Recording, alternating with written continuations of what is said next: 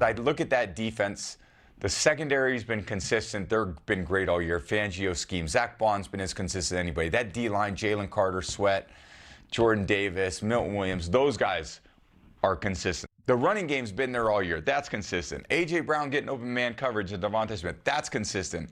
Goddard getting open. That's consistent. The line blocking well. That's consistent. When they can string a consistent rhythmic passing game together, I think they're pretty unstoppable. Okay. Brew, we're expecting Hurts to thrive in the Super Bowl with this unstoppable offense. Well, look, I've been saying Jalen Hurts has my respect. He's a good passer. Not a great one, but a good passer. And I think he can have moments, obviously, with his legs, but also with his arms. But I don't expect, by explosion or whatever, I don't expect him to do what he did 2 years ago in the Super Bowl when he was great, 300 yards passing, only one touchdown pass, but still. Three touchdown runs. Right, he was fantastic.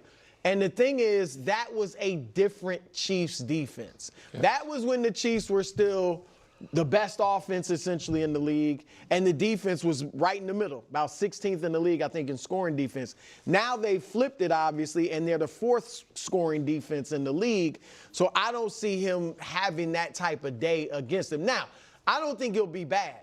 I actually think he'll be solid. Like, he'll make some good passes, he'll make some good plays, but I don't think he's going to go crazy. And to be honest, if you're the Eagles, I don't think you want Jalen Hurts going crazy, because what that means is that the Chiefs have shut down the run. And now you have to, or you're behind, and you have to resort to throwing the football. And Nick maybe even was going to use this stat, but Jalen Hurts is 5-3 in the playoffs. When he throws for 250 or more yards in the postseason, they're 0-3. So the best game for the Eagles is probably Saquon is running well, maybe breaks a long run, has 140, 150 yards. 100%. And then Jalen throws for 180 to 240, somewhere around by the way, the NFC Championship game is the first time in his playoff career he's thrown for more than 150, and they've won. Wow. Yeah, and so all of his big yardage games came in losses prior to the NFC Championship game. It's why I said I thought that was the best game, his best playoff game of his career in a win. I think he did play better in the Super Bowl, but they lost that game. To answer this question, no, I don't. And listen, Kansas City is going to sell out to stop Saquon Barkley. They flatly are. And they are going to make Jalen Hurts beat them. And I do not think Jalen Hurts can beat a rested, healthy, dialed-in Chiefs defense with a week plus to prepare. I just don't think he can. Can I ask a specific question? Since the Eagles run a lot of stuff like the Ravens ran, where it can either be Derek or Lamar, and it can either be Saquon or Jalen, do you think selling out to stop Saquon also you kind of get an added benefit of just stopping Jalen, or does that open up Jalen? No, I think Jalen could be dangerous with his legs. I think the Chiefs have done a pretty good job. I thought they did a great job of preventing Josh from killing him with his legs. Now, they're different type of runners, but I would say Jalen and Josh are more similar runners than Lamar, and to either one of them, just because Lamar and Jaden draw kind of speed and grace. Those guys are more power. The other thing is this, and I am not, one game is not everything, but this game he played in the NFC Championship game, he made that 4th and 5 play was as good of a pass as you can make, and it was a super high leverage situation, all of it. It's also when you look at where he threw the ball, this will not work against a Chiefs defense, where you're just conceding the entire middle of the field, where you're not even attempting passes, forget between the numbers, any in breakers, anything over the middle, it's, short stuff. Okay.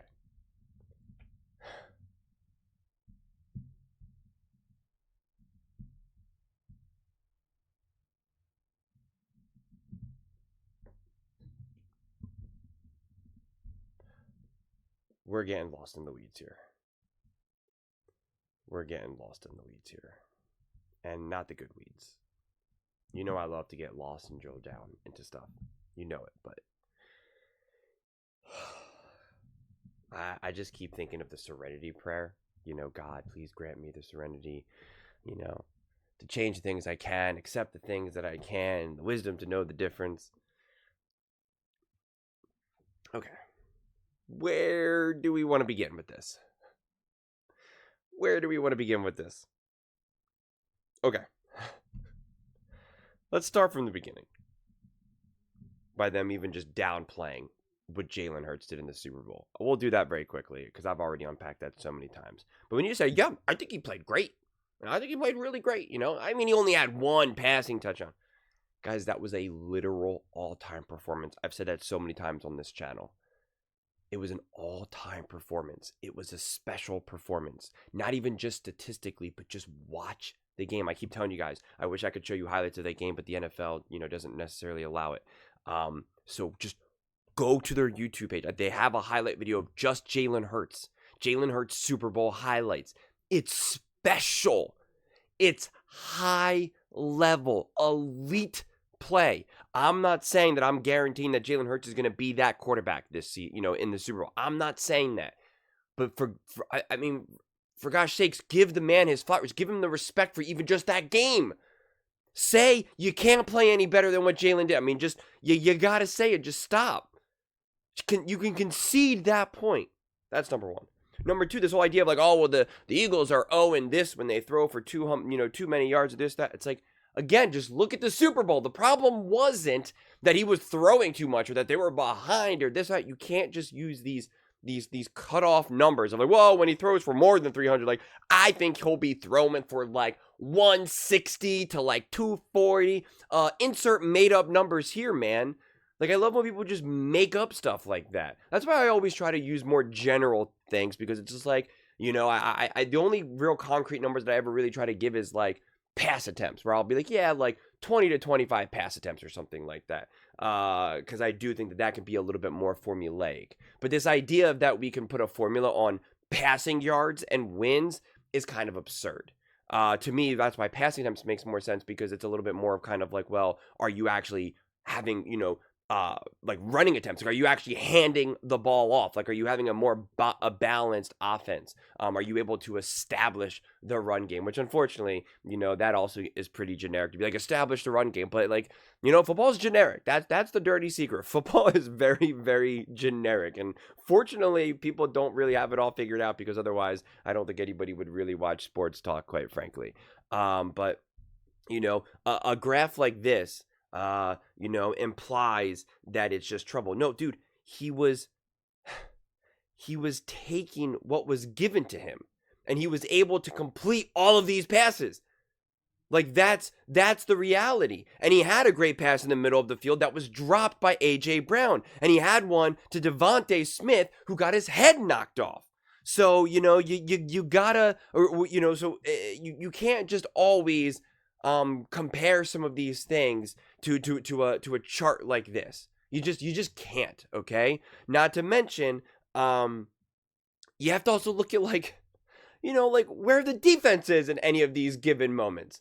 Like, yes, this is where Jalen Hurts thrives in, so that's what they're going to lean in. It makes sense. It makes sense to lean on your strengths and minimize your weaknesses. You do that with every single football player under the sun. You do this with every single running back, with every single lineman, with every single quarterback, with every single coach, whatever it is. You do this in your own life, okay? So to try to highlight it in a way that is now used to just be like, expose Jalen Hurts, like, it's just kind of absurd.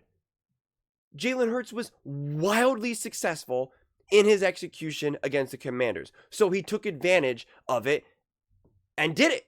There's just no other way to slice it.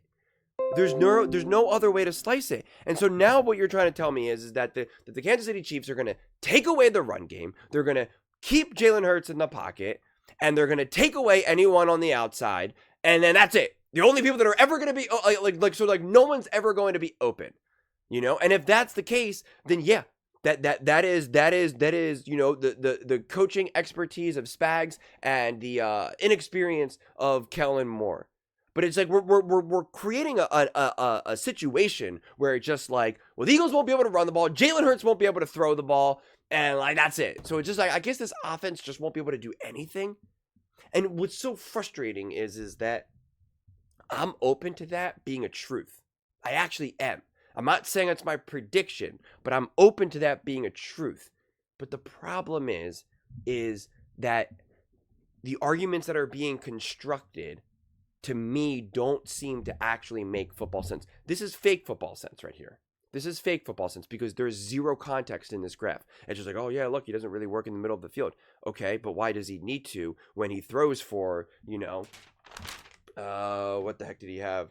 When he was 20 for 28, 246 yards, 8.8 yards per attempt, 1 touchdown, 110 rating, 3 touchdowns rushing. And Saquon was 15 carries for 118 yards and 3 touchdowns. I don't know what to tell you, man. And like what are we saying here? If he had some weak box score that was 14 for 23, 130 yards, then maybe. But that was not the case here. That was not the case.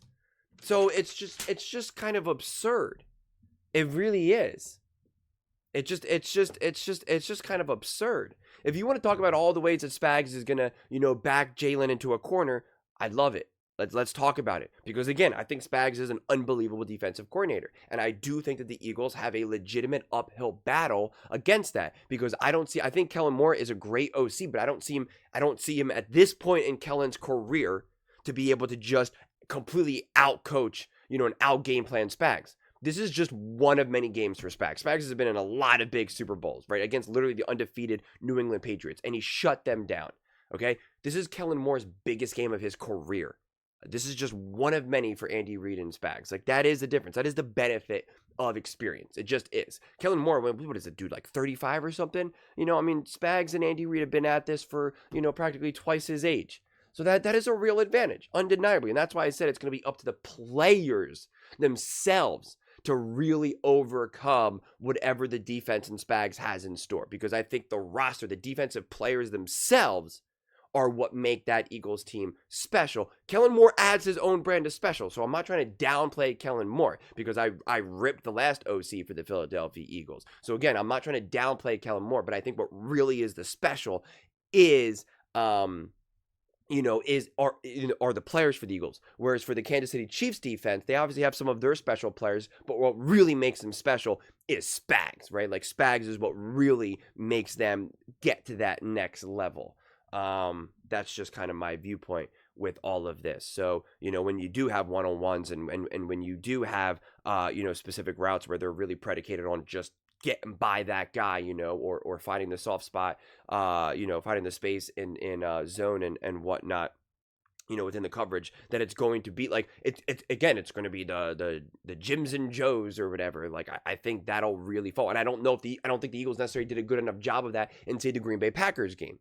Right, the Green Bay Packers game, when you actually watch that film, you see that these guys were covered all day, every day. And Ryan Clark and Dan Orlovsky talked about that, and they were kind of just like, why do you think that is? And they were just like, because this offense is pretty much what I'm saying, honestly, is that this offense is really predicated on, our guys are better than your guys. So, we're just going to set up this offense in a way that's just A.J. Brown's going to beat you. Devontae's going to beat you. Dallas Goedert's going to beat you. Where when you compare to what Andy Reid and the Kansas City Chiefs do, it's I got to scheme these guys wide open. I scheme these guys open. I scheme these guys to be able to catch the ball on the run on a 4-yard pass and then get to run for another 10, 15 yards and get a ton of yak, right? That is what Andy Reid does consistently. And I even highlighted a clip on this on Friday, of Andy Reid's scheme to get, I think it was Xavier Worthy for pretty much a walk-in touchdown.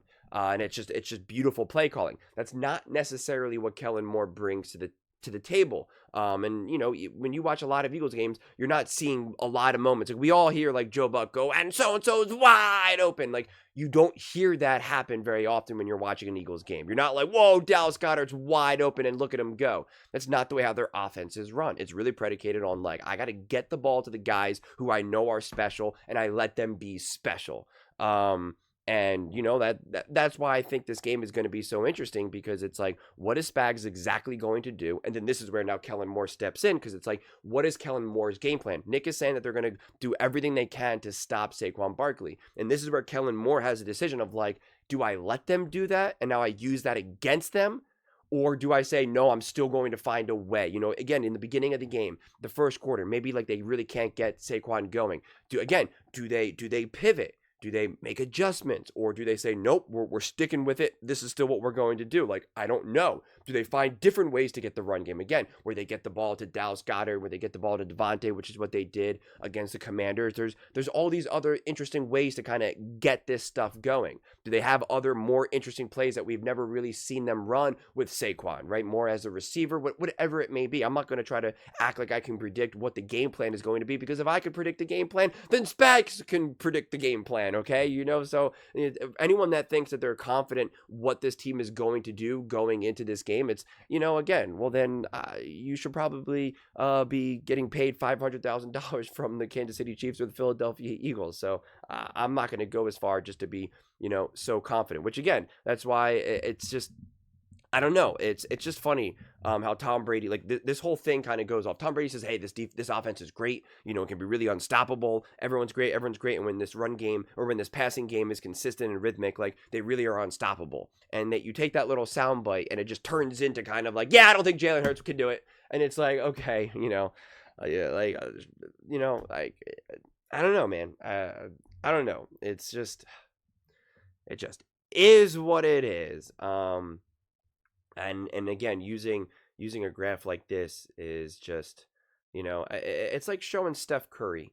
It's like, look, all his shots are from 3. He's really not good at mid-range jumpers. And it's like, okay, sure. Like I don't know, man. Again, is throwing in the middle of the field Jalen Hurts' expertise? No. And that is what you see with some of these a little bit smaller quarterbacks, is that it's easier for them to kind of throw, where you can see kind of on this graph. But again, you can only take away so much from a quarterback, okay? Not to mention, if it was this cut and drive, like, okay, we just take away the run game and we just take away any of, any of these wide receivers, running down the line and stuff like this. And then like we just force Jalen to only throw in the middle of the field, and that's how we beat him. Again, then Jalen Hurts would have like an 0-17 record year after year after year, or 0-16, like whatever. It would just be like, yep, he wouldn't even be in the NFL. He just wouldn't be. And that's what always kind of drives me crazy. And that's what I always kind of called out when they kept saying that about Lamar Jackson. Oh, Lamar Jackson, he can't handle the moment. Or Mike Tomlin, really knows how to beat him. And it's like, well, if Mike Tomlin really knows how to beat him, well, then every team really knows how to beat him. Because they would be able to look at the film and know exactly what Mike Tomlin is doing to disrupt Lamar Jackson. And Lamar Jackson would have been exposed, and all these teams would be beating him. And that's obviously not the case. So it's just every time people think that they have someone figured out, it's like you either have someone figured out or you don't. Right? They said that about Jalen Hurts in the blitz. And they said, oh, everyone knows that he can't deal with the blitz. And it's like, okay, really? Well, he did pretty well this year. And he did really well in 22. Maybe it was just 2023. He had a bad offensive coordinator who didn't know how to call plays and didn't know how to give him options to deal with the blitz. You think? Maybe that's what it is? Yeah, I think so. And that's what ended up proving to be the case. So it's just always funny for these guys to constantly act like something has been solved, something has been figured out. And the reality is, if that has been the case, then these guys would be a disaster from the jump. From the jump. We already know it's a copycat league. You already know. So, again, do I think that this will be the best defense and the best defensive game plan that the Philadelphia Eagles will face all season? I do. I have that much respect for what the Kansas City Chiefs can do defensively as well as Spags. I do. And I have the concerns of Kellen Moore being able to find those solutions to any of the problems. So it's a conversation that is worth having, but doing so in a more honest way rather than the immediate negative. Like, that's my issue. It's just the immediate negative. It's the immediate, well, Jalen Hurts can't throw. He's a good thrower, a good passer. Yeah, he can only throw, outside the numbers and whatnot. He can't really work in the middle of the field. Like, it's just like driving a car and then just being like, everything is great. Then you just like veer and smash into the, into the middle lane or whatever, the concrete barrier. It's just like, whoa, the whiplash is just so jarring, man. I don't know. Just crazy to me. But those are just my thoughts. I'd absolutely love to hear yours. What do you guys all think about the Philadelphia Eagles and Jalen Hurts? Are you expecting him to thrive? Or do you think he will run into issues and let down the Eagles, essentially? Let me know in the comments below. I read every single comment. So whether you agree with me or disagree with me, either way, let's get in some discussions. Let's get in some fights. But ultimately, let's just have some fun. And please do consider subscribing. We are building an amazing community here, and I'd absolutely love to see you part of it. I want to build something that we all genuinely feel connected to, something that we're really excited to be part of. I think we're well on our way to doing it. And please don't forget to give this video a thumbs up, as it really does help the visibility and the algorithm. Thank you so much. See you next time.